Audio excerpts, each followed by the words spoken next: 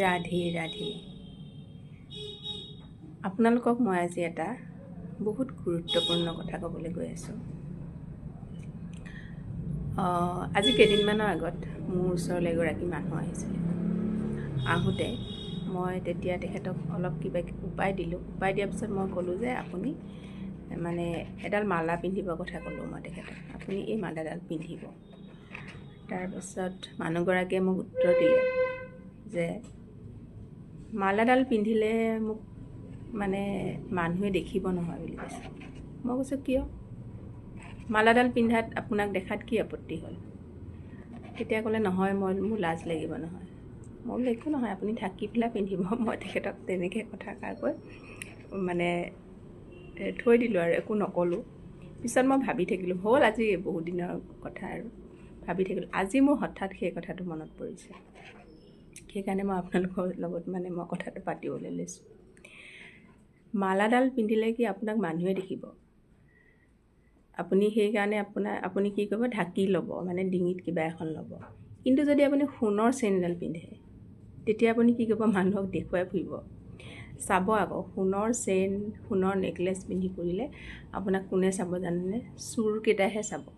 প্ৰথম কথা কৈছোঁ, কাৰণ চোৰৰ লক্ষ্য পৰিব। আমাৰ ইয়াত গুৱাহাটীত এনেকুৱা বহুত ধৰণৰ ঘটনা ঘটি থাকে। গুৱাহাটীততো মেক্সিমাম মানুহে সোণৰ বস্তু ডিঙিত নিপিন্ধে, কাৰণ কোন সময়ত কোনে কেতিয়া চোৰে টানি লৈ যায় মানে কোনো ঠিকনা নাই। বিশেষকৈ গধূলি সময়খিনিত এনেকুৱা ঘটনা, আৰু ৰাতিপুৱা সময়খিনিত মৰ্ণিং ৱাক কৰা সময়খিনিত এনেকুৱা ঘটনা বহুত শুনিবলৈ পাওঁ, আৰু নিজ চকুৰে মই দেখিছোঁ। তেনেকুৱা মই দেখিছোঁ। এবাৰ মোৰে হৈছিলে, হাতত মই মোবাইলটো লৈ গৈছিলোঁ সন্ধিয়া সময়ত। তেতিয়া লকডাউন অলপ হৈ আছে, আৰু গধূলি সময়ত যে 6টা বাজিৰ পিছত যে লকডাউনটো আছিলে, সেই তেনেকুৱা সময়খিনিত এই মোবাইলটো হাতত লৈ মই অকণমান ওচৰতে আমাৰ এখন বজাৰ আছে, বজাৰখনলৈ গৈছিলোঁ মই সৰু ল'ৰাটোক লৈ পেলাই। সিফালে দেউতাক ৰখি আছিলে। তাৰপিছত মই বোলো যাওঁ আৰু এনেই ঘৰটোত সোমাই থাকোঁ। তাৰপিছত যাওঁতে মোৰে মোবাইলটো কাঢ়ি লৈ যাবলৈ ওলাইছিলে। কিন্তু ভাগ্য ভাল আছিলে, এই চোৰটো হাতখন মোবাইলটোত নপৰিলে, মোৰ হাতত লাগিলে। তাৰপিছত মই চিঞৰ বাখৰ কৰি দিলোঁ। মোৰ মোবাইলটো যেনিবা নিবলৈ নোৱাৰিলে। সোণৰ চেইন পিন্ধাটোতো দূৰৰে কথা, আমাৰ ইয়াত পিন্ধিবই নোৱাৰি।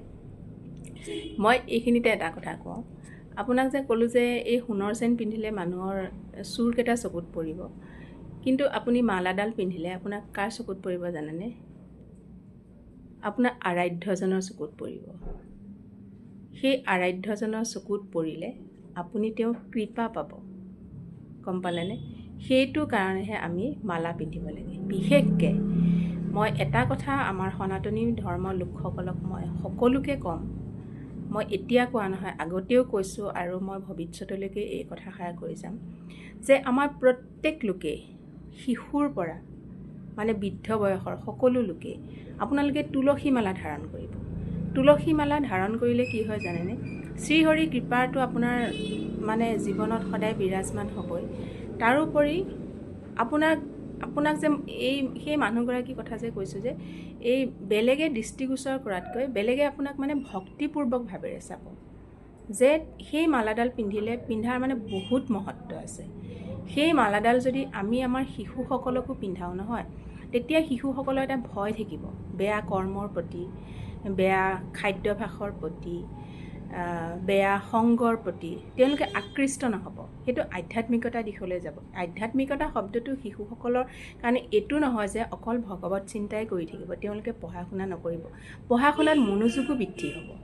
আপোনালোকে তেনেধৰণে শিশুসকলৰ লগতো কৰিব। আৰু প্ৰত্যেকেই পাৰিলে এই তুলসী মালাডাল পিন্ধিব লাগে। কিছুমানে কয় যে বহুত বাধ্যবাধকতা আছে তুলসী মালাত ধাৰণ কৰিলে। সেইটো প্ৰথম কথা হ'ল, সেইটো আপোনাৰ মনৰ কথা। আপুনি নিৰামিষ খায় নে নাখায়, পিঁয়াজ নহৰু আপুনি খায় নে নাখায়, জীৱ হত্যা বস্তু আপুনি খায় নে নাখায়, সেইটো নিজৰ কথা। প্ৰথম মোৰ দৃষ্টিভংগীত মই কৈছোঁ।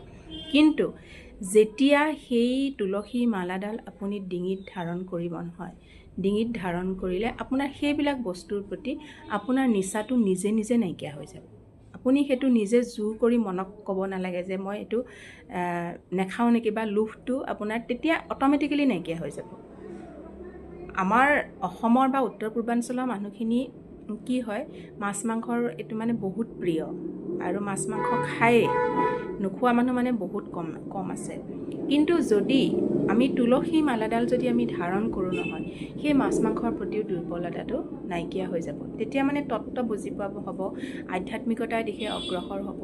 তেতিয়া সেই জীৱ হত্যাটো যে এটা মহাপাপ, সেই মহাপাপটো কৰিবলৈ সেই লোকসকলে কুণ্ঠাবোধ কৰিব। সেইকাৰণে তুলসী মালাডাল পিন্ধাটো আমাৰ লোকসকলৰ কাৰণে অতিকে জৰুৰী।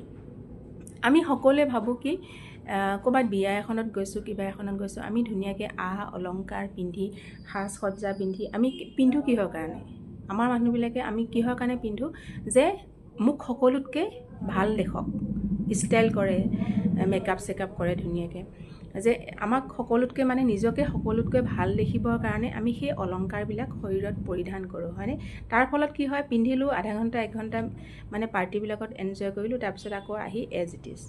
কিন্তু যদি আপোনালোকে সেই মালাডাল যদি পিন্ধে, তুলসী মালাডাল যদি আপুনি কণ্ঠত যদি ধাৰণ কৰে নহয়, তেতিয়াহ'লে আপোনাক কোনে ভাল পাব জানেনে? শ্ৰীহৰিৰ কৃপা আৰু ৰাধাৰাণীৰ কৃপা, প্ৰভু বজৰংবলীৰ কৃপা, শ্ৰী ৰামচন্দ্ৰৰ কৃপা, সকলোবিলাকে আপোনাক কৃপা দৃষ্টিৰে চাব। গতিকে বেলেগে ভালপোৱা কৰ্মটো কৰাতকৈ ভগৱানে ভালপোৱা কৰ্মটো কৰি চাওকচোন। তেওঁ কি কৰিলে তেওঁ প্ৰসন্ন হ'ব, সেইটো কৰি চাবচোন। তেতিয়াহ'লে আপোনালোকে নিজে ভাবিব যে হয়, মই এই কথাখিনি আপোনালোকক শুদ্ধ কৈছোঁ নে ভুল কৰিছোঁ। মানুহে মানুহক সন্তুষ্ট কৰিবৰ কাৰণে বিভিন্ন ধৰ্ম কৰ্ম কৰে, কিন্তু সেই কৰ্মটো কোনো মানুহক আপুনি সন্তুষ্ট কৰিব নোৱাৰে। কিন্তু ভগৱানে ভালপোৱা যদি আপুনি এটা কৰ্মও কৰে, তেওঁ ভালপোৱা যদি আপুনি এটা কৰ্মও যদি কৰি দেখুৱাই নহয়, তেওঁৰ কৃপা কিন্তু আপোনাৰ জীৱনত সদায় থাকিব। গতিকে বেলেগে ভালপোৱা কৰ্মতকৈ ভগৱানে ভালপোৱা কৰ্মবিলাক কৰি চাব। আপোনালোকে শিশুবিলাকক পিন্ধাব যাতে পঢ়াৰ প্ৰতি মনোযোগ হয়। মই কৈছোঁৱে, বেয়া দিশ তেওঁলোকে নলয় কেতিয়াও। আধ্যাত্মিকতাৰ লগত জড়িত হৈ তেওঁলোকে নিজৰ ভৱিষ্যত জীৱনবিলাক সুচাৰুৰূপে পৰিচালনা কৰিব। আৰু এইখিনিতে আৰু এটা কথা কওঁ, বিশেষকৈ আমাৰ মানে মই কোনো জাতিভেদৰ কথা কোৱা নাই। এইবিলাক যে হৈ থাকে মানে লাভ জেহাদ কিবা এনেকুৱা যে হৈ থাকে, মানে এটা কাষ্টে মানে হিন্দু ধৰ্মৰ মানুহখিনি মানে কোনোবা মিয়াই লৈ গ'ল, মইতো মানে বিভাজনৰ কথা মই ক'বলৈ যোৱা নাই।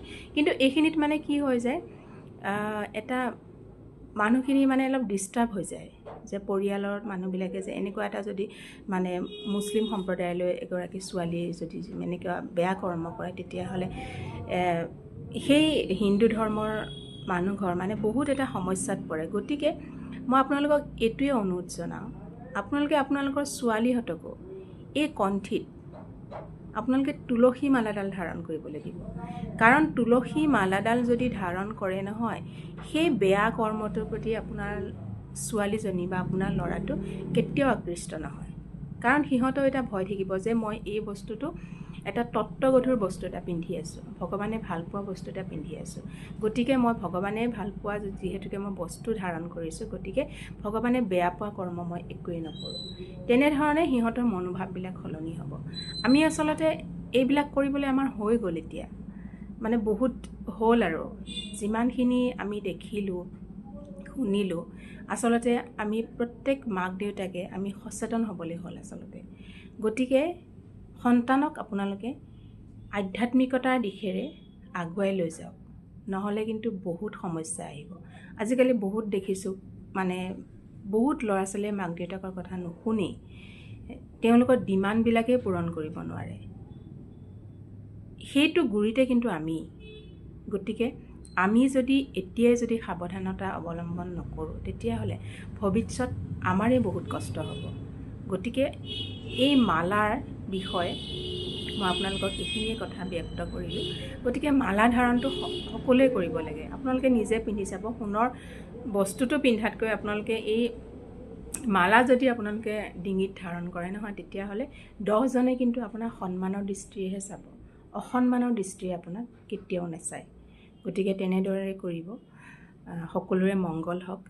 ইমানেই। জয় শ্ৰীৰাম, জয় হনুমান।